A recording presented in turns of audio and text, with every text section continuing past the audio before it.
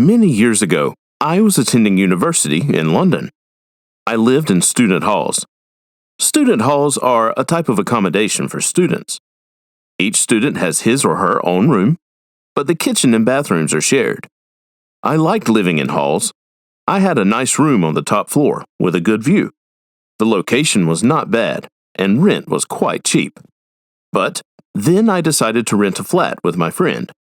It wasn't easy to find a suitable place. The flat would have to be in a particular location. It would need to be big enough for 2 people, but not too expensive. My friend wasn't very good at organizing things, so she asked me to handle it. But even though I spent an hour a day searching, it took a long time. After a few weeks, I finally found a flat that ticked all the boxes. I called the flat owner and arranged a viewing. The flat was really nice.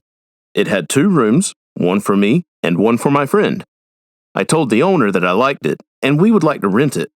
He said, "You'll need to come back with the deposit and then we'll sign the contract. But you have to hurry up because there are other people coming to see this place." I told him that I was working all day tomorrow, but I would come back in the evening after work.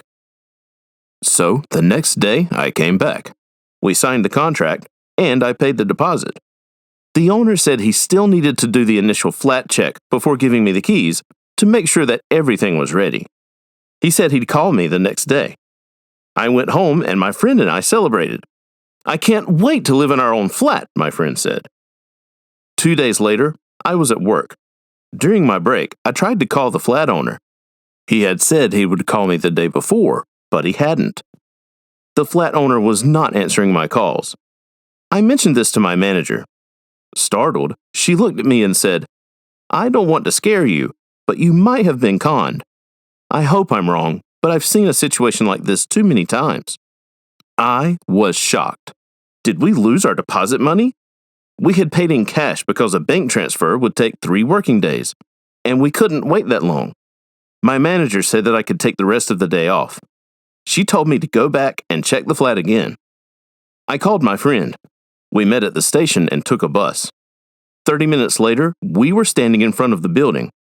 I pressed the bell next to the entrance. Someone answered. We told him we were there regarding the flat. The front door opened, and we went up the stairs to the flat.